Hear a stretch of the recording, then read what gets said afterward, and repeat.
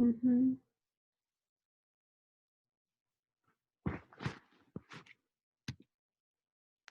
Cool. Okay. Yeah. So we'll go ahead and get started. And if anyone joins in, they can hop in.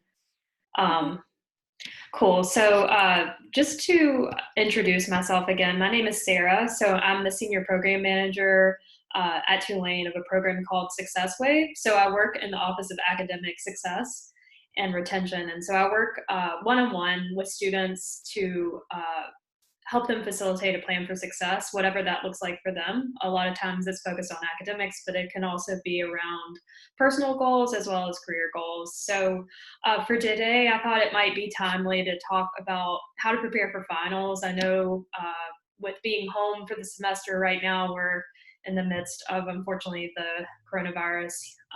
And so I'm hoping to help really provide tips for how to study from home given all of this, and also just how to feel really confident going into finals. Um, cool. So takeaways from today. As I go throughout this presentation, I'd love to know, or just have you think about what would you like to get out of today's workshop? Maybe what 3 goals would you like to set for yourself regarding exams?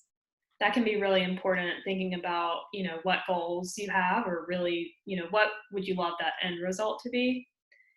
And Mm-hmm. then finally, what would it mean to you if you were able to reach your goals? So really kind of setting that intention in terms of, how you'd like to walk away from finals. Cool. So again, so our agenda will assess your current strategy. We'll actually take a questionnaire on your phone or your laptop to help you really explore what your learning style is to make this really specific for you. We'll discuss learning strategies for that specific learning style, talk more about study skills, office hours, maybe tips while studying at home, and even like a finals game plan. We'll explore academic success coaching, which is related to my department, and then finally we'll discuss some more resources at Tulane. Cool. Do you have any questions before we get started? Nope. Okay, great. Cool. So how do you currently prepare for exams? Um, so I'm supposed to answer Yeah, that? I'd love to hear your response. Okay. Um, I don't know. I guess just like, well, what I usually do is I pretty much always type out like a huge study guide with all the material on it. And then I usually try to do that like a few days before. And then that's usually pretty time consuming. So I feel like that definitely counts as studying because it's still like getting in your brain. So then after I spend some time like doing that, I print it out and then I just like try to like memorize like for the next couple of days like leading up to the exam. I just like try to like like remember everything that's on there and it's been working pretty well for me. Um yeah.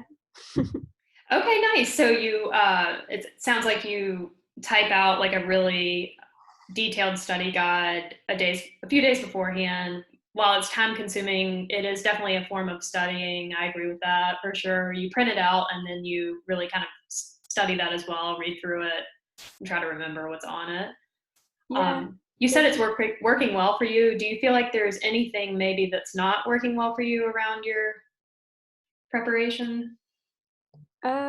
I guess like the hardest thing for me is just like time management or like getting like the initial motivation to like do it, which can be like stressful if I keep like putting it off. Um, hmm. Yeah, that's like kind of the like biggest thing that like holds me back. But once I kind of like get going, it's a little bit easier for me. Okay, fantastic. Yeah, totally. I encounter that a lot when I work with students. That time management piece, that initial like, okay, let's get started. That's really probably the hardest part. I think for most of us is just getting started. That motivation piece. So we'll definitely touch on that. So the cool thing is there are very specific learning styles. And so what we're going to do next is actually take a questionnaire. So if you have do you happen to have your phone with you? Do you have a smartphone? Yeah. Okay, great. Yeah. So if you pull out your smartphone, and I'll actually do it with you, if you just, swipe up and then go to your camera app, you can actually take your phone and, with the camera app, hover over this QR code, and it should bring up a website. Okay, I got it. Yeah, cool. So if you click that, um, that will take us to the VARK questionnaire. So, and I'm going to click on that here. Hopefully, I'm going to also share this screen. Let me see. I'm going to share this new screen here. So, for those who watch this later on, this is the VARK questionnaire. So, what we're going to do next is actually take this assessment. It's really quick. I'm going to take it with you. And what you want to do is take this with what I call your shoes off self, meaning you're just going to choose the answer that most resonates with you and best explains your preferences. So when you take this, I don't want you to think about it too much. Ideally, you only want to choose a single answer and then maybe leave blank any question that just doesn't really resonate with you. So I'm actually going to take it with you. It shouldn't take that long, maybe just 3 to 4 minutes tops, and then we'll talk about your results. Does that sound good? Yeah. Okay, great. I'm going to go ahead too.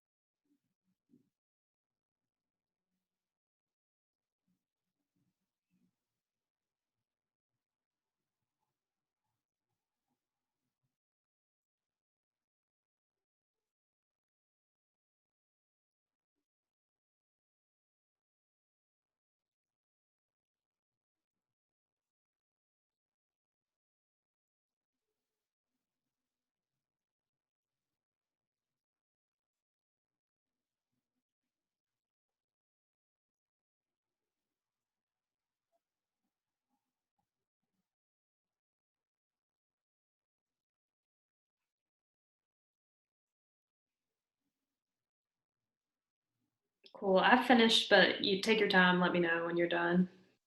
Okay.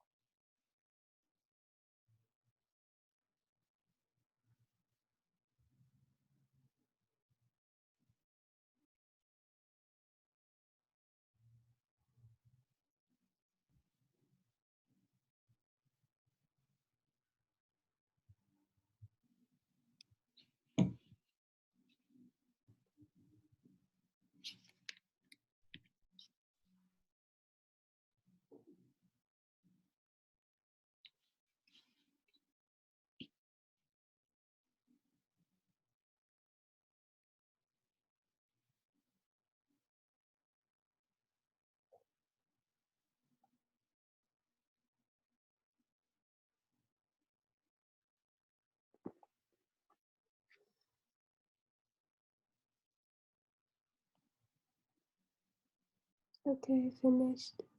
Cool. Okay. Awesome. W- Did you get your results? Mhm. Okay. What does it say? It says visual 5, oral 3, reading and writing 4, and kinesthetic 4. Okay. Yeah. Does it tell you your learning preference after that? Multimodal. Multimodal. Cool. Yeah. So we'll talk more about that. This video is going to help to explain your learning style too. So I'm going to try to play this for us.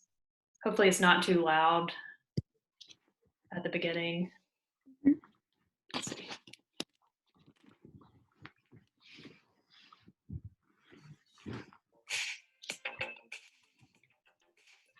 What are VARC learning styles? The acronym VARC stands for Visual, Oral, Read Write, and Kinesthetic sensory modalities that are used for learning information. Visual learners learn best by seeing videos, graphs, pictures, diagrams, maps, PowerPoint presentations, posters and charts are helpful learning tools for visual learners. Oral learners learn best by hearing information. They tend to get a great deal out of lectures and are good at remembering things they are told. Listening, speaking, music, storytelling, discussion, and verbal instructions work well for oral learners. Read and write learners prefer to take in information displayed as words. Learning materials that are primarily text-based are strongly preferred by these learners. Written instructions, manuals, reports, PowerPoint presentations, writing lists, essays, words, and more words work well for read-write learners. For kinesthetic learners, hands-on experience is the most important. Touching, practicing, role-playing, trial and error, field trips, and real-life examples work best for kinesthetic learners. There are many multimodal learners. They have a preference of 2 or more styles of learning. Multimodal learners can switch between different modes of learning. Okay, cool. So, have you heard of these learning styles before this? Yeah, I don't know, I remember taking this test in high school, and I think I scored the most for, like, the oral part. Uh, Cool. yeah, but I don't know, can the way you learn best, like, change over time, or Yeah, that's a good question. So, a lot of times with these self assessments, it really depends on kind of, you know, I would say over time, honestly, that it's a lot like your personality. Really, it's pretty static. It doesn't change very much. But to me, maybe some of the questions can be preference based, like on an experience you had recently, maybe, or yeah. that kind of thing. But I think if we look at your results again, your oral, what was that number again? Was it? I think it was a 4. That's what I was gonna say. So to me, that's still pretty high. And we'll kind of talk more about what it means to be multimodal. Honestly, I think that's an advantage also because that means you can kind of switch between the different learning styles and use what's Mhm, applicable to you. Uh, mhm, so yeah, so we'll just talk more about that and how it relates to your studying. So I took it with you while you were taking it. I have a really strong oral preference, and I think that makes sense given my background. So I have a master's degree in counseling. I work as an academic success coach at Tulane. I work one-on-one with students, and so my job really heavily depends on me listening well and taking in information by hearing. And so you can see, in this grid on the top right, that listening, discussing, and recalling information through things that are spoken or heard is really important for someone like me. And so I fortunately fell into a career that really is, positively related to my learning style. So to me, I think it's really cool to understand like how you learn information because that really can help you when you're studying for exams to be able to apply those things. And so, for you as a multimodal learner, we'll talk more about this, but you might resonate with 2 or 3 of these items. And you can really think about like if you received 4 in oral. I think you received maybe 5 points in visual.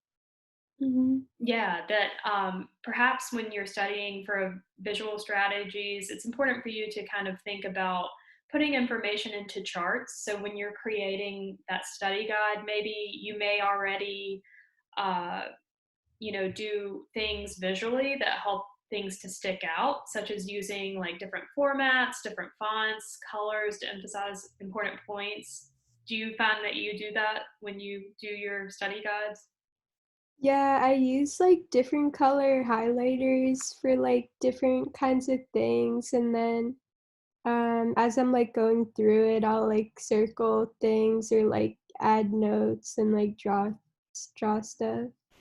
Yeah, very cool. So that color really relates to that visual strategy. So just color can really emphasize different points. And then you also mentioned this maybe writing things out or adding notes once you print it out. That really relates to that reading and writing strategy. Mhm. And also kinesthetic. So kinesthetic is using your senses. And you can think of like maybe back to a lab science perhaps you took during your freshman year, if you had to take a lab science, or even back to high school lab sciences. When you're doing those labs, that's really an example of learning through trial and error, or really learning as an experience. So there are some people who really learn that way too. So this is a lot of information on the screen, but this shows you if you have a strong visual preference, which your results showed that you're multimodal, but you did score high in visuals, that for you, it's really important to take in information through like pictures, videos, posters, slides. You already do this, which is great. Sounds like you use different colors, you underline highlighters. But this has some interesting information maybe that you haven't seen before, such as you may really resonate with professors who use like gestures, maybe who talk a lot with their hands, or who use picturesque language. That really helps you to take in the whole picture rather than perhaps just bullet points on a slide. Mhm. So it says here that these are, generalizations, but it says you're often swayed by the look of an object, you're interested in color, layout, and design, and you know where you are in space. You're probably going to draw something maybe when you're in class and studying. Does that relate to you? Yeah. Yeah, I'm the same way actually. I like to doodle in my notes. So if you follow the arrows, it shows you to, they call it SWOT, to study without tears and study effectively. You want to convert your notes into a learnable package by reducing them. And it sounds like you're already doing that with the study guide that you create, which is fantastic. So using the techniques above of, maybe drawing things once you print out that study guide, or using diagrams, even writing out answers, uh, recalling pictures made by your pages, or turning your visuals back into words can be helpful. So things like symbols, initials, patterns, those things are really helpful to you when you're studying, and maybe even can help you to learn things better when you're preparing for an exam. Mhm. Cool. Yeah. Do you have any questions about the visual?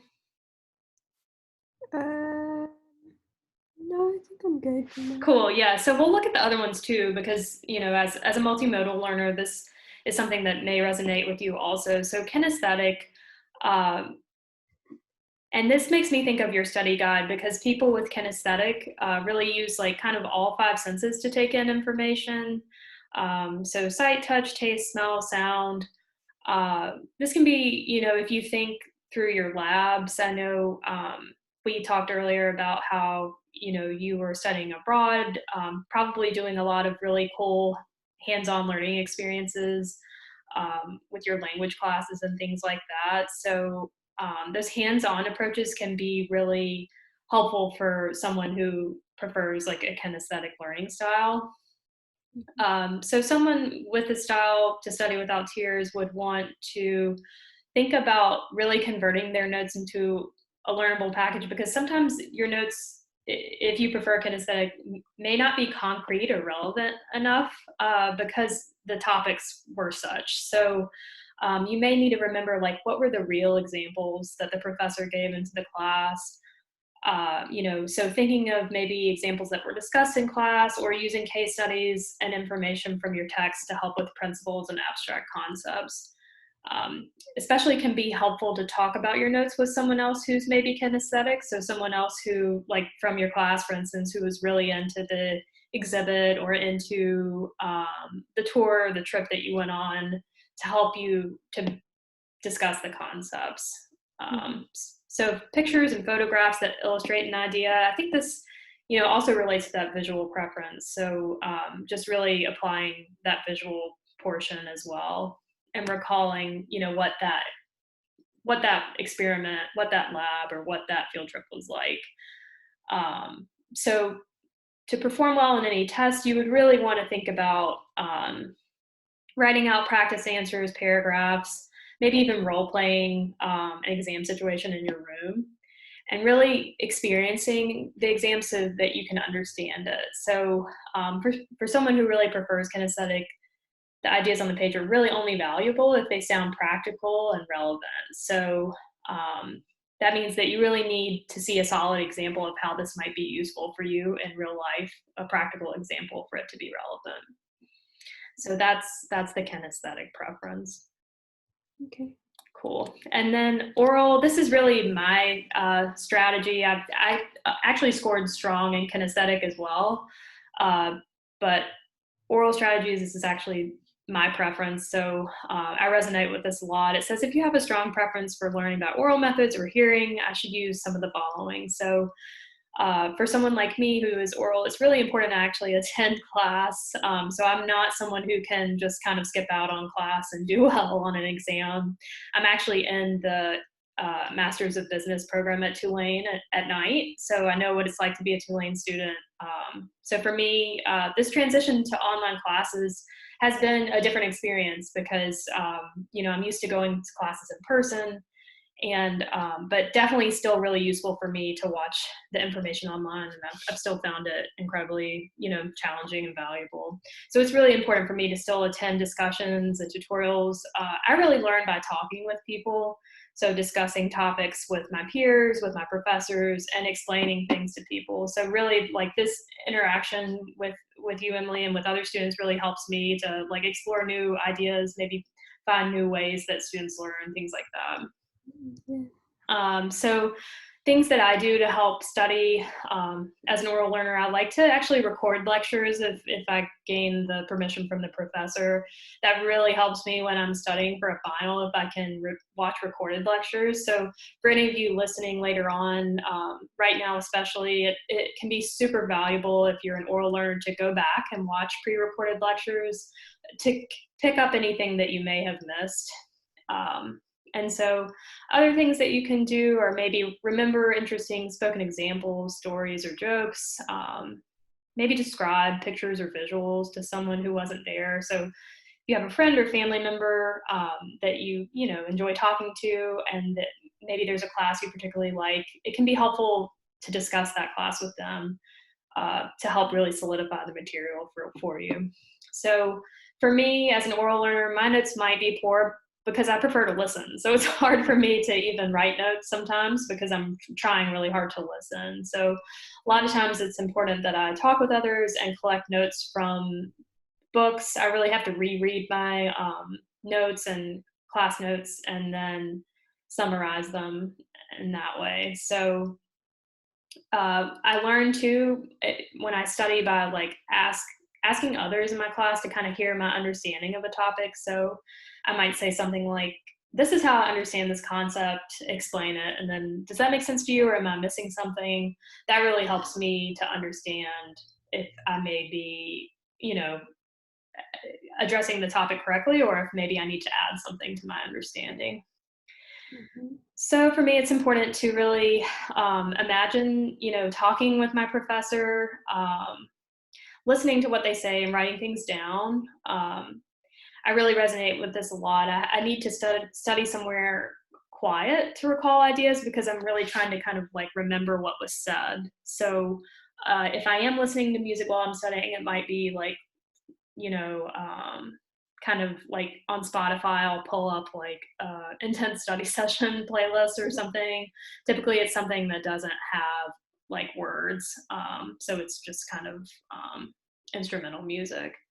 And I'll a lot of times practice writing answers to old tests and speak answers aloud or inside. So it says that, if you're an oral learner, you prefer to have this page explained to you. I definitely resonate with that. So written words are not as valuable as those that you hear. So you'll probably go and tell somebody about this too, if this is your preference. So I know this is the strategy that you received in high school. Is there anything on here that really resonates with you? Yeah, like you were saying, like, yeah, it's always been kind of hard for me to like listen to the teacher and take notes at the same time. I remember I used to record some of my teachers. And then, yeah, I also like a quiet study space. Yeah, like I can only listen to like music, like soft music that doesn't have words, like studying music. And then I guess like when I like have my study guides and I'm like going through them and like trying to remember it, I always like read them out loud like to myself and like try to explain it to myself and like add things on. So I guess that's kind of oral too, because I'm hearing myself recite it. Definitely. Yeah, I think that's great. So it sounds like, yeah, this multimodal learning preference for you is definitely true. I think the visual pieces of your learning, along with like definitely what you said about, kind of reading things out to yourself or explaining things to yourself, that's definitely a sign of an oral preference. I do that too. I've actually worked with students and they're like, people think I'm crazy, but I like to talk to myself when I study. I'm like, no, that just means that, you probably have an oral preference. So yeah, so very cool. Yeah, I think this stuff is interesting because it's very enlightening in terms of like, what is it about this study habit of, typing out a study guide that really works for me? And hopefully this goes to show you that, and you mentioned what it is working for you, and it makes sense because your multimodal preference really does fall in line with that study skill of writing things out. Yeah, for sure. Cool. Yeah. So the last strategy, and then we'll kind of hop into some other stuff. This is the reading and writing strategy. So this definitely resonates, I think, with that study guide that you create. If you have this preference, then typically you like lists, maybe headings. Perhaps you like to look things up in dictionaries, glossaries. You like definitions or handouts are really valuable to you. Notes, often verbatim, really work well for you. And teachers who use words well and have lots of information in their sentences and notes can help someone who prefers this preference. So for someone who prefers reading and writing out the words again and again. So I kind of heard you talk about that too with the study guide. So maybe writing things over can really help, or even creating that study guide can be, I think, a demonstration of this strategy. So reading your notes again and again, rewriting ideas into other words, perhaps organizing diagrams and charts into statements such as the trend is, or the definition of, something like that. So even imagining your list arranged in multiple choice questions can help with this as well. So finally, for output, to perform well in any test or examination, you would want to write out possible test answers. I think this is really a good idea for anyone, really. But practice with multiple choice questions, perhaps write out short answer questions like paragraphs, what you might write for a possible short answer question. Again, I think that this is really helpful for anyone just to prepare for a potential exam. So we'll talk about that a little bit more, but someone who likes this strategy typically even likes this page, for instance, because it's organized by lists and words. So yeah, so that's the 4 strategies. Finally, multimodal. So just to explain again, if you have a multimodal strategy, that just means that you have a combination of the 4 preferences. So you'll just want to use the descriptions listed in the strategies below. So on your phone, and after this too, I'll go ahead and send you a copy of this presentation so you can access any of these links. So it's just important to remember that really it's a gift that you have this preference, because you can see material presented in several modes to learn. While someone like me with a single preference like oral might only, have that preference and those strategies. So, but for you, you have a lot of different strategies at your disposal, which is pretty cool. Mm-hmm. Yeah, nice. Great. So next we'll kind of just hop into some general tips, I think definitely that relate to time management and motivation. And Emily, it's great to hear that you have like about a month to prepare for your exam. That's really great. You can use that time to your advantage. So these are just some general, tips or suggestions. So one is just, use that time to your advantage and try to keep up with your work by reviewing your notes regularly, maybe before and after class. So on our website, and again, I'll send these resources to you, but it's success.tulane.edu. We have a lot of time management tools. We'll look at some in this presentation as well. But it's best to create those study habits now, even if it's just 10 to 15 minutes a day of studying. That can really build up in 4 weeks and really allow you to perform really well on the exam, because you've been studying and implementing that study time for a while. So, I think 60 to 90 minutes per day per class, that's a lot. That's definitely when you're heading into an exam. But if that doesn't sound doable, there is a technique called the Pomodoro technique. Have you heard of it before? Yeah, I feel like I'm cheating because I'm looking at it, but yeah, you like set a timer for like maybe like 50 minutes, and then you like chill for the next 10. Yeah, no, that's right. Exactly. Yeah, definitely. And it can be different, like based on, what your ability is to focus, So I know some days for me, perhaps I didn't sleep great the night before. Maybe I can't focus for more than 25 minutes at a time. That's great. No worries. You can set a shorter timer. So if it's only 15 minutes, if it's even 30 minutes, say 50 minutes, like you said, if you're able to focus for that long, that's fantastic. So this technique just really helps you to decide on the task to be done. Really think of like how long you want to study. You'll want to work on that task until the timer rings. So you can actually use your phone and set a timer, and then really be intentional and take a short 5-minute break. And after that, you can even take a longer break if you need to kind of rejuvenate. So I recommend students like get up, grab a glass of water, maybe use the restroom, take a walk outside, do whatever you need to do to help you refocus and reset. But especially for that like time management / motivation piece that we're discussing, I think really deciding on a task that needs to be done. So if it's maybe just creating the portion of the study guide for that one chapter, or even just maybe the first half of the chapter, that can be a great way to divide up your work and really get motivated. A lot of times that motivation piece just comes from, I don't know where to start, and so that starting point can feel really overwhelming. So I think that's one thing that can definitely help. So this next visual is just like a semester calendar. So it just shows you kind of the days that you have in the week and maybe the hours that you have. And so really when you're thinking about your schedule, you can think about like how many hours do I actually have in the day. So I encourage students to like, if you typically get up at say, I don't know, 10 a.m. And then you work or you have the day available until 10, maybe when you start to relax again at night. You can really think of your schedule by the hour and really think intentionally about how much time do I have.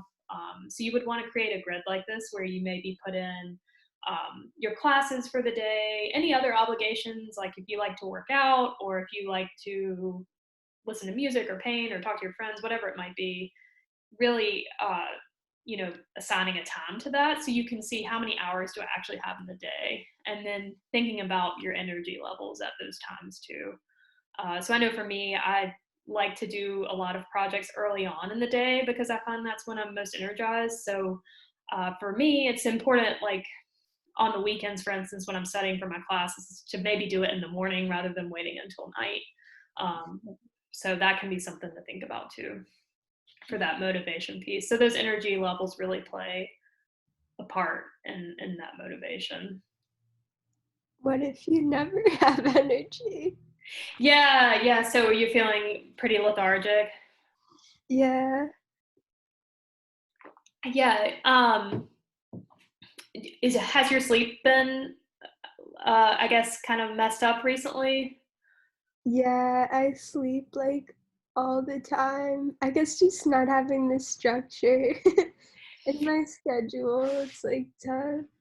Yeah, yeah. No, that's really good insight because I think that structure really does help to feel rested. For me, for instance, like not last night, but Wednesday night, I did not sleep well at all. I woke up at like 2 a.m. and I don't know Oh, if I ever really fell back asleep. And so yesterday I was super drained. It was really hard to get stuff done. So for me, I think one of the most important, uh, I guess, tips of advice I can give you for feeling more energy is just like trying to get some kind of sleep schedule at least, even if it's going to bed like at 12 at night and like waking up at 10, something like that. mhm. Trying to keep the times pretty similar with the time you go to bed and the time you wake up. Yeah, Yeah, so it's tough. I remember being a college student, and I mean, sleep is really hard as a college student. And I think, with everything going on with the virus, uh, it can be hard to have that normalcy. yeah. So, but yeah, we can definitely talk offline, like after this, and talk about some tools and strategies for that also. Okay. Yes. Yeah, yeah, but I think you hit the nail on the head with the structure piece. That really can help with that as well. Cool. So the next tip is just to study at a regular time and in a regular place. So establishing habits of study is extremely important. So knowing what you're going to study and when saves a lot of time and energy in making decisions and retracing your steps to get necessary materials. So when you're making plans to study, perhaps you might have a planner or somewhere where you're writing down a schedule. You want to commit yourself more definitively to study history or study chemistry or study Spanish at certain regular hours. So it's important to think of like, where do you like to study? What space works for you at home? Maybe is it outside? Is it at your desk in your room? Maybe it's motivating to hop on a Zoom conference call with a friend, or even with a group on Hangouts. So, what works best for you, Emily? If do any of these resonate with you? I'm still like trying to figure that out. Yeah, I definitely feel like it's a lot harder to focus at home. Um, like I don't really have a desk. So I've been trying to work like downstairs at the table, but sometimes it's loud and I just get distracted really easily. But maybe outside, I don't know. We'll see. Yeah, yeah, and I resonate with that too. Like sometimes, I live with my fiance, and we're in a shotgun style house in New Orleans, and so Mhm. it can be tough because he works from home also right now, obviously with the virus, and so he's on conference calls a lot and things like that. So sometimes I like to kind of pop out on the porch. Even if it's just to bring my laptop out there and just have a new environment, that can help me to kind of refocus.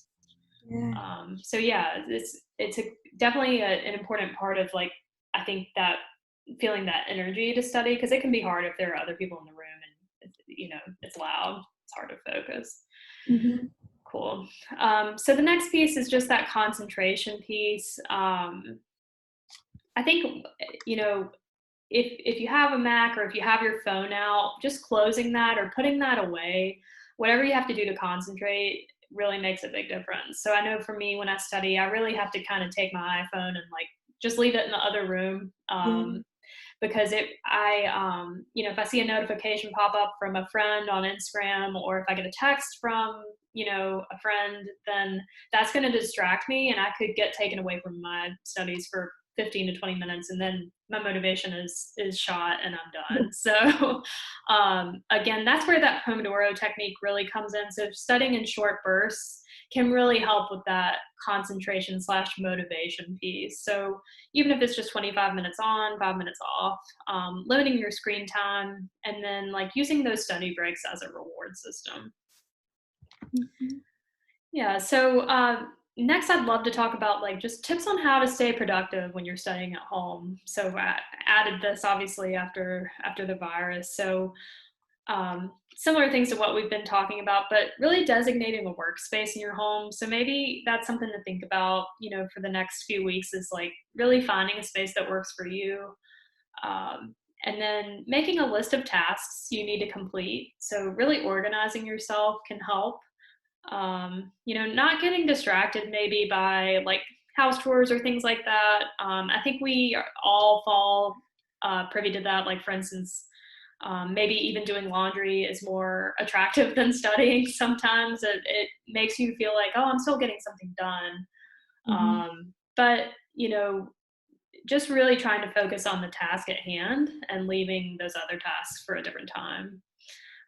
Even communicating maybe to like, you know, your parents, like, hey, I'm about to study, or even your friends in a text message, that can really help you commit to that studying act. And taking purposeful breaks. So, not getting caught up in like, this is all I'm doing, but, take a shower, take a lunch break, get up, stand up for a few, every hour for at least 5 minutes, and really step away from your designated workspace can help you to really focus and, reset maybe after, a good hour of studying. And finally, decompressing after a long day. So self-care is critical. I know that is like a hot button word, but I'm a big proponent of self-care. So for me, that's exercise. Even if it's just to get outside for a little bit, walk around, or maybe calling my dad, talking to a loved one, something that helps you just to kind of relax and feel better after a long day. So, thinking of that. Do you have any questions on this kind of stuff? Because I know this is really imminent right now, this like studying at home. Um, no, I don't think so. Those are good ideas. Yeah, what do you like to do for self care? Um, hmm, I don't know. Yeah, I like to go out for a run or something like that. Do some yoga. Yeah, nice. That's great. Yeah, and if you have Instagram, Tulane Campus Rec, they're doing free yoga live streams, and they're available for 24 hours on Instagram. Okay. So that's pretty cool. Yeah, I've been doing some of their workouts, so I'm glad to hear that you have something that you do for self care. That makes a big difference. Yeah. Cool. So the next tip is really to simulate the actual exam. So when it gets closer to exam time after studying, I would say maybe 3 to 4 days before an exam, really focus on demonstrating to yourself what you know. So as we discussed earlier, I think it was in the read and write portion, it can really help to actually try answering a couple of potential essay questions. If you don't have like a pre-test or some kind of like study guide, then maybe even just, I guess, trying to come up with what questions may be, or thinking of potential, like this could be a multiple choice question, and then kind of writing that out based on concepts in your textbook or in your notes. So it could be like just writing the specific concept at the top of the page, and then writing everything you know and comparing it with your notes. That can go to show you kind of like where you're missing information, maybe where you need to study more, and possibly what sections you really have gotten down well, so you can spend more time focusing on those sections you don't know as well. So that to me is really important. Next, obviously, your professor is your friend. Make sure to stop by their office hours. If it's through Zoom or even through email now, it's better if you have like a list of questions prepared after reviewing material you're not sure of. So, obviously in class, I think often professors will give you cues or hints or even direct feedback as to what might be on the exam. I think that can be a great way to prepare. Also, obviously, asking the professor their opinion on the best way to prepare. They're obviously the experts on their exam. They created the exam, and so receiving direct advice from them on, how do you think I should best prepare for your exam? What would you recommend I do to study and prepare for your exam? That's a great question to ask a professor. It shows that you care, but it also gives you, hints on how you can best prepare. So I definitely recommend that. And next, this is, and I'll be sure to send you this. This is like a final exam game plan. So you can create something like this for each course. This can really help you to understand like how long you might need to prepare for an exam and to list out the specific steps of what you need to do. So for instance, like the study guide that you create, I know too, that can be kind of daunting because it's such a big task maybe to complete such a detailed study guide. So even trying to break down the study guide further to estimate how long it might take you to write out one chapter or to discuss your notes for one class, for instance, that can help you to kind of break down that exam studying time and help maybe even with those levels of motivation because it helps to really set specific parameters around what you might do. So for example, in the box, you might list like read chapter 1, complete practice problems, and then those are separate steps and you could write those out and then cross them off as you go, and that helps you to feel motivated and like you're accomplishing something too. Yeah, so that can be a good way to go about it as well. And then it's also good to think about like a do not do list. So what things might get in the way of me doing well? This might be, Snapchat, friends, TikTok, hanging out. This says stopping by the dorm after class. Obviously not that right now, but, just anything that might get in the way. One thing too for intentional time management, you want to take the number of estimated hours of preparation and really maybe multiply that by 2. So when you're writing out that estimated time to prepare, maybe actually double that time just to give yourself some padding and to give you some more time to prepare just in case. So yeah. So this is just kind of thinking about those distractions you might want to shut off. For me, that's my phone. I don't know if there are any distractions that pop out to you, but just kind of thinking about what those things are that might get in my way and, making sure to, put them away if I can, even if it's just for 20 minutes, helps me to feel more accomplished. Mm-hmm. Cool. And so finally, when exam day comes, I know, really critical just to think about like getting plenty of sleep the night before, definitely the week of. Exercising regularly, like that running and yoga, can really actually help improve your memory and your performance. So that's great. Eating a well-balanced meal for breakfast, and not over caffeinating, like drinking plenty of water, that kind of thing, really can help your energy levels and just feel like you're clear-headed to take that exam. Cool. So yeah, next I just wanted to share some resources about success coaching. So again, this is the department that I work in. I really love success coaching. I think it's a fantastic resource for students. So I work with students and support them, one-on-one in their academic, personal, and career success. So after this, we actually could meet, one-on-one in meetings. I like to compare it to counseling because it's very similar in that it's confidential what we discuss in success coaching. So not even your advisor or your friends or anyone will know what we discuss. But instead of focusing on emotions, we really talk about your goals for the future and how to help you get there. So we really assist students in exploring like your unique processing styles, maybe ingrained habits that you have, or even beliefs about yourself, and we help you to create actionable steps to meet your goals. So it's a really cool resource. Students find it super helpful. And we have data to demonstrate that if you meet with a coach for at least 5 sessions over the course of a semester, your GPA actually can increase at least by 1 letter grade. So that accountability piece can really help students. So we frequently partner with students on topics such as, time management, motivation, exactly what you discussed, things like test anxiety, stress management, talking to a lot of students about that right now.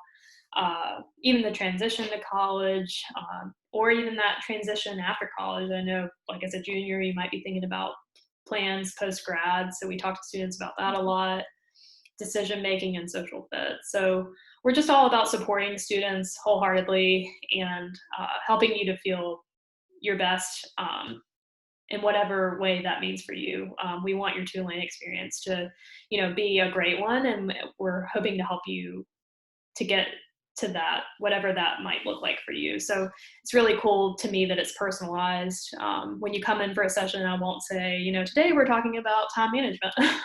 I really like to ask, what would you like to focus on today? And from there, we can talk about whatever is on your mind. So it's a really cool resource.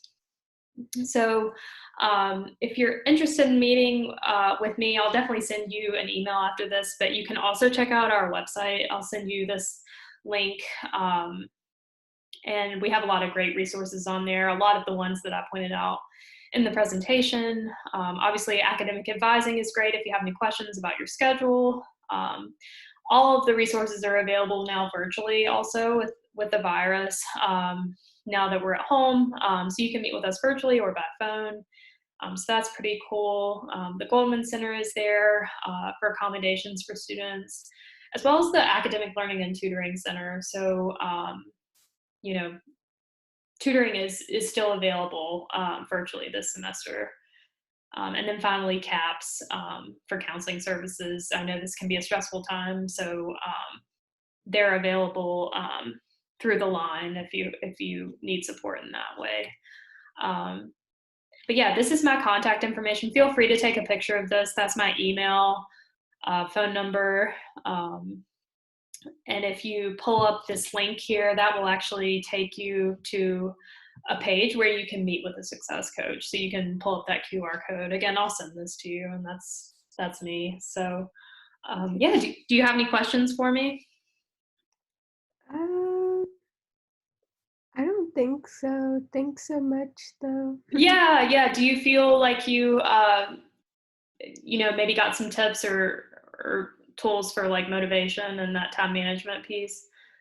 Yeah, for sure. I feel like in the past when I've taken the learning styles test, I've always kind of gotten like mixed results, which like confused me, but this helped me to like understand that it's like okay to like have like all of them, like you don't have to fit one perfectly. So I think that's cool to be able to like incorporate different methods. Yeah, I'm so glad. Very cool. Well, yeah, my email is there. Again, my name is Sarah. It's skent2 at tulane.edu. So I'll be sure to send you this presentation, and then yeah, you can definitely feel free to email me back like after the presentation if you have like questions, or if maybe you're trying these things out and you're just curious about like maybe tips or even concerns like, I tried this, but it didn't really work. Let me know. I'm definitely open to any questions or things I can help with. So I really enjoyed talking with you, and I hope you have a great day.